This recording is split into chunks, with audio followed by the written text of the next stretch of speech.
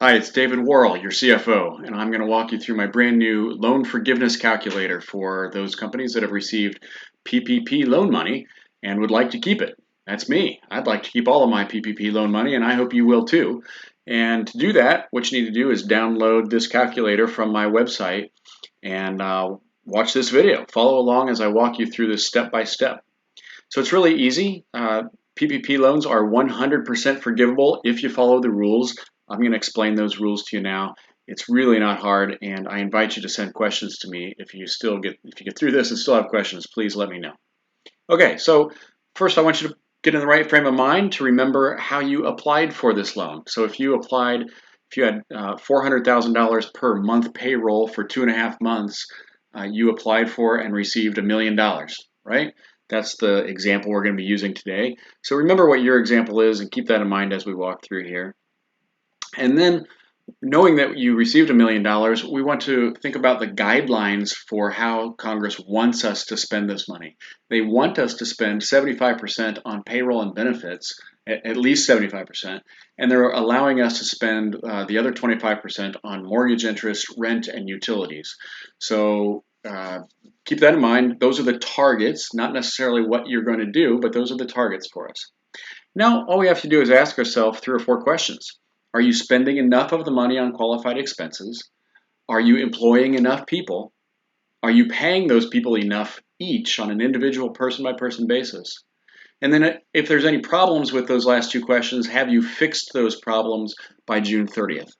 That's all we got to do. So I've given you one tab for each of those warm-up calculations: the qualified expense, the FTEs, the number of employees that you've got, and the wages. I've given you a tab for each of those 3 things across the bottom. So let's walk through them, and we'll see how they all roll up into the 4th tab called the forgiveness calculator. So first thing is, are you spending enough on qualified expenses? That means payroll, right? How much are you spending on payroll? Well, I can't tell you how much you're spending on payroll, but when you look at your payroll and you know that you've got 8 weeks, you're going to try to jam 2 months worth of payroll into those 8 weeks. Even if you have to bump up the date by a day or 2 or 3 to get that last payroll in before the 8 weeks is over, I really suggest you do that. So looking at 2 months worth of your payroll, in this case, we estimate $750,000 of gross wages, right? So that's salaries, wages, commissions, vacation, parental, sick time, medical leave, whatever those gross wages are that you pay to people. You also get to count cash tips and their equivalent if you're in the restaurant industry or you have tips for your people. State and local taxes, group health care premiums. However, I'll tell you the QSE HRA does not count.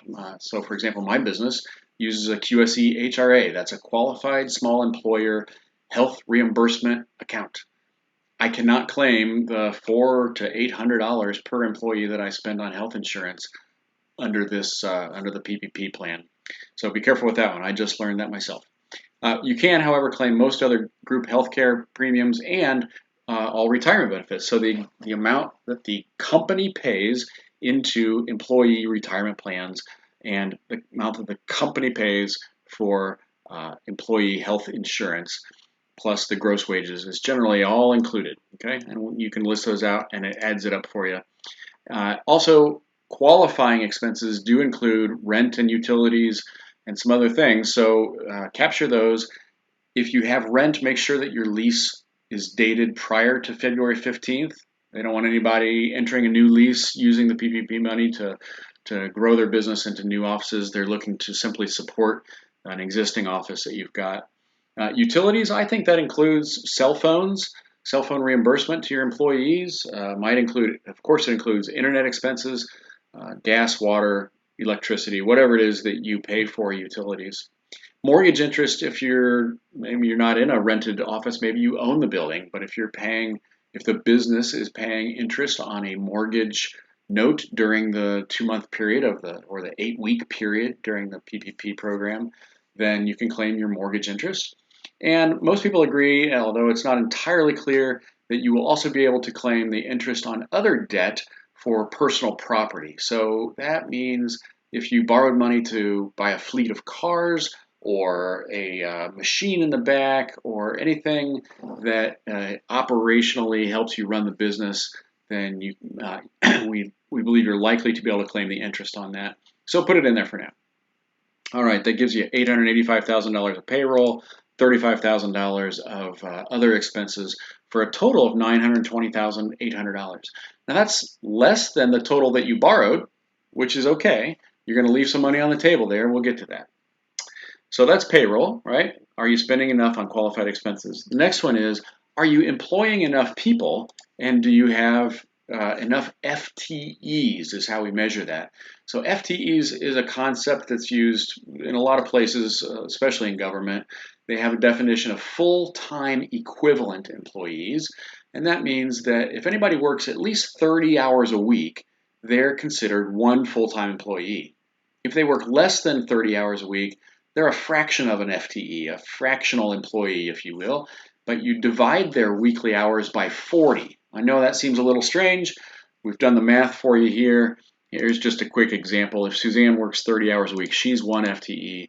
But David, I get off easy. I'm only working 18 hours a week, and so I'm only a 0.45 FTE. That's all I count as a 0.45. So you'll have to add up your own hours from your payroll statements, your payroll services, and decide how that works. I'll give you a way to add it up down here. But you're going to do this twice. You're going to do it for the 8-week period of the PPP. You're also going to do it for the base period. And so you need to pick your base period. You have 4 options. And I believe, although again, I'm not entirely clear from the SBA yet, but I believe that you will pick the same period that you selected to apply for the loan. And according to the SBA, there's only 4 options for that. If you had payroll in 2019, you may select only the FTEs you had during calendar 2019 or during the 12 months immediately prior to the loan. So that would be like April 1st of last year to April 1st of this year. You are allowed to slide it a little bit for the loan. However, if you did not have employees last year, or if you're a seasonal business like landscaping perhaps, you are allowed option 3. You can use the average number of FTEs from March to June of last year, so roughly the same time period that we're going through now, but last year, so that might help you. And if you're a brand new company, you have only one option, that is January and February of this year. So if you do not have payroll for the entire year of 2019, you may select option 4, which is January and February of 2020 only. Anyway, we're going to call that the base period, and I need you to enter, based on your payroll records, the average hours per week during your base period. And then again, when the PPP period is over, look at your payroll records or estimate today so that you're coming out, so you're planning in advance the average number of hours per week during that 8-week period. If you just give me those 2 things, the average hours per week from the base period, the average hours per week now, the calculator will do all of the math for you and add it up to a total number of FTEs that you had during the base period and that you have now, and it'll even calculate the difference. And we'll see those 3 numbers reappear on the Forgiveness Calculator tab in a second. Okay, so we did question 1, are you using your money for the right things and enough of it? Question 2, are you employing enough people, measured by full-time equivalents? And question number 3, are you paying each person enough? So did you cut anybody's pay too much? And by too much, the government means more than 25%. So you are allowed to take people who make less than $100,000 and discount their pay, cut their pay by as much as 25%. However, if you go over that 25% threshold, now you've got a problem. So you'll see here's some examples. Employee number 1, he got a 0% pay cut, obviously not a problem.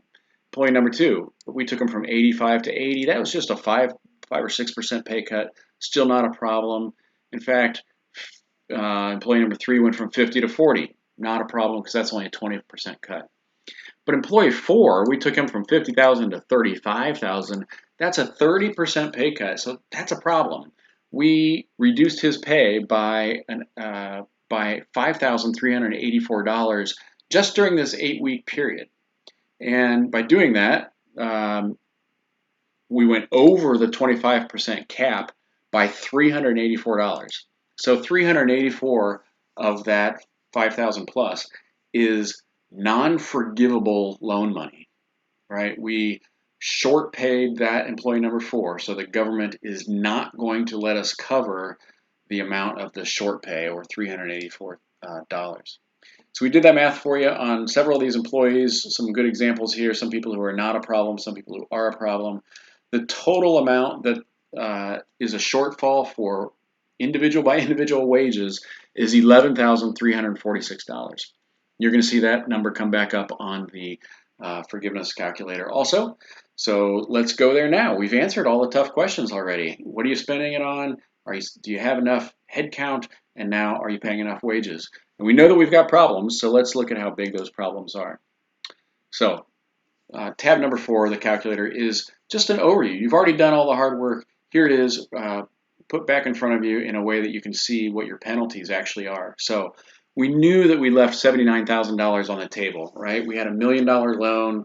We only used $920,000 of it for payroll and qualified expenses. So we're going to have to pay back that $79,200. There's just no getting around that unless you want to go back and raise everybody's payroll again. Okay, we'll get back to that. Now, in this example, you did not exceed the 25% threshold for non-payroll costs, so there was not a penalty there.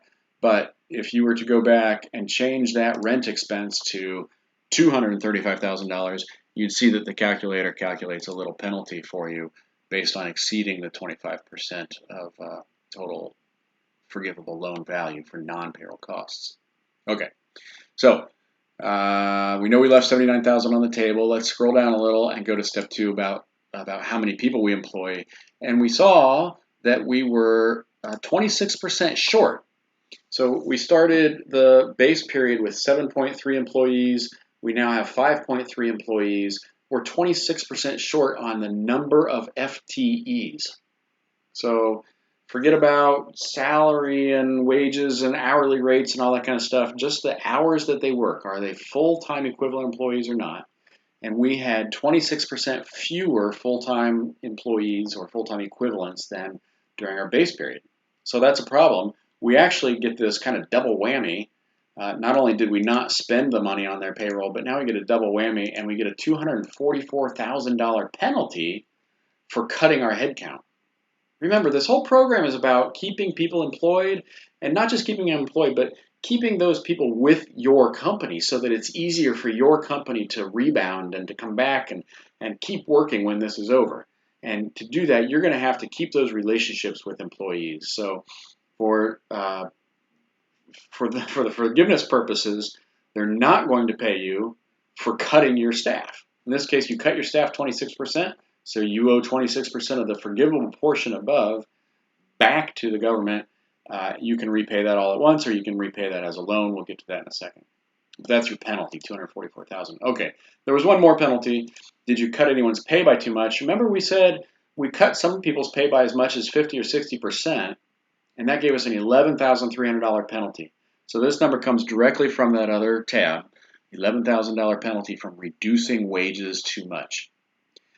However, this looks pretty bad, right? This looks horrible right now. We'd pay $244 plus 80 is $320. We'd pay about $340,000 back right now if we just stopped right there. But the government said, hey, there's one more chance to get right. If you fix those problems by June 30th, then you don't have to pay those penalties. So we had that $244,000 penalty because we had 4 employees with reduced wages. If I attest that today I have fixed all 4 of those wage problems so that no individual is making less than 75% of what he used to make, that is, no individual took more than a 25% pay cut, I fixed everybody, then I do not have to pay that penalty. That's the same number. Let me just scroll up a little bit. There you go. So you saw the penalty of $244. I'm reversing that out here. I'm adjusting that penalty by making it 0 when we add these things together. Okay. Same deal with the wages. If you cut their wage by too much, we said we cut wages by $11,300 too much. Well, if we went back and we restored those wages by June 30th, then the penalty will be forgiven. So you'll see me backing this penalty out here. So that's up to you to report whether the jobs were restored and the wages were restored. And if so, then the penalty comes out. So this is good. We want the penalty to come out. We've now had a total loan of $1 million. We expect forgiveness of $920,000, and we just simply did not use the $79,200. Now, maybe you want to go back and you want to say, hey, if I'm still in my 8-week period, I've still got some of this time ahead of me, maybe I can hire some more people. I can spend more of that $79,000 on new people. That's okay. That's absolutely fine. You're allowed to do that. You can hire anybody you like and stuff them in there and pay them part of that $79,000. You could even keep the same people employed and pay them a little bit more. So I don't know any reason why you would want to give that $79,000 back when you could spread it around between your workers who, again, up to $100,000 per individual, by the way. You can spread that around as bonuses or commissions or straight hourly. Maybe it's danger pay. I have one client who's saying, the employees that are coming back to work for me are facing the danger of being infected by COVID. So I'm going to give them a raise and call it danger pay. That's fine. So in the end, without making those adjustments, this example comes out to a $79,000 loan. That's a 2-year loan at 1% interest. The interest starts accruing today, or actually on the day that you receive the money, but you don't have to make any payments until January 1st. So that only leaves you with about 16 payments. Now, I'm generalizing here. Your situation may be a little different. If you didn't get your money until May or late May, maybe you haven't got your money yet, your 16 months, you might have 17 months to make payments or 18 months. But in any case, if you've got a $79,000 loan at 1% and you start making payments, first of 16 payments in January of next year, you'll be paying about $5,000 per month. Okay, that's not a whole loan amortization table. That's an easy, simple math division that says I expect you'll pay about $5,000 a month. So that's it, folks. You just learned the 4 easy steps to making sure you get 100% PPP loan forgiveness. And I am so happy you've done that with me. Thank you for downloading the Excel file from my website. And if you have any questions at all, I hope you will call me. I'm available to speak on the phone, available to answer your email, and if you have a question particularly about this spreadsheet, maybe you even found a mistake, or you've got the new SBA rules come out and you want a new version of the spreadsheet, please call me. I'll make sure we take care of it. All right, thanks very much.